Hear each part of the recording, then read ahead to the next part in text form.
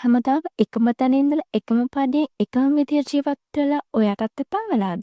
අනිත් අය ඉස්සරහට යද්දී මං විතරක් තාම මෙතන නේද කියලා හිතලා කනගාටු වෙනවට වඩා මාස කිහිපයකින් ලයිෆ් එක සම්පූර්ණයෙන්ම වෙනස් කරගෙන ඔයාටත් ඕනේද?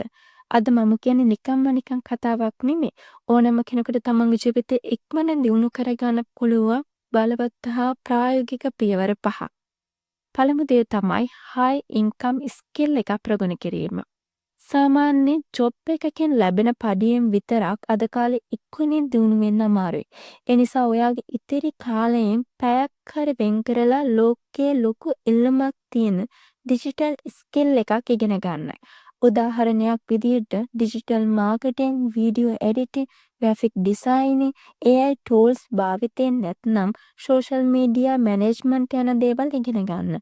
මාස 3ක් මාස 6ක් මේ වගේ දෙයක් වෙනුවෙන් එක දිගට මහන්සි වුණොත් ඔයාට ගෙදර ඉඳන් ඩොලර් වලින් ඉහළ ආදායමක් හදා ගන්න පුළුවන්.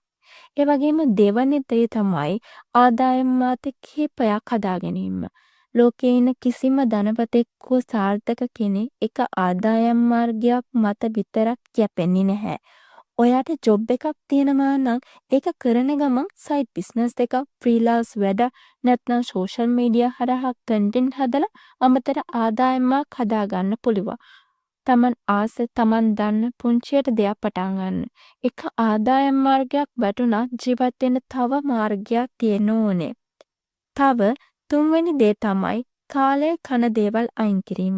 දවසින් පැය 3ක් 4ක් සෝෂල් මීඩියා වල ස්ක්‍රෝලින් පාරක් දාලා නැත්තම් කිසිම තේරුමක් නැති කියවන යාළුවෝ එක්ක හිඳලා කාලය නාස්ති කරනවා නම් ඉක්මනින් දියුණු වෙන්න බෑ.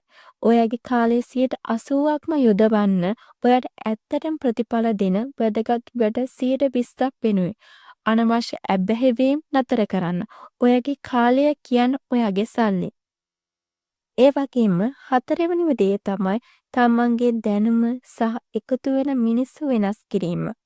සල්ලි හම්බුණු ගම අලුත් ෆෝන්, ඇඳුම් අරන් අනිත් අයට පෙන්වන ෂෝ එක දාන වෙනුවට ඒ සල්ලි වෙනුවෙන් අලුත් කෝස් එකක් කරන්න. හොඳ පොත් කියවන්න නැත්නම් දියුණු වෙන උපදෙස් දෙන වැදගත් මිනිස්සු ආශ්‍රය කරන්න.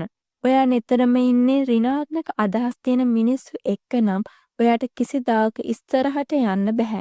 දියුණු වෙන්න බෑ. උනන්දුවක් තියෙන පරිසරයක් වටා හදාගන්න. ඒ වගේම පස්වෙනි සහ වැදගත්ම දේ තමයි ප්ලෑන් කර කර ඉන්නේ නැතුව වැඩේ පටන් ගැනීම.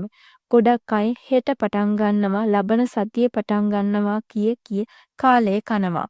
පර්ෆෙක්ට් වෙනුවෙන් බලන් ඉන්න එපා. අඩුපාඩු එක්ක හරි අදම මේ දැන්ම ඔයාගේ පළමු අඩිය තියන්න.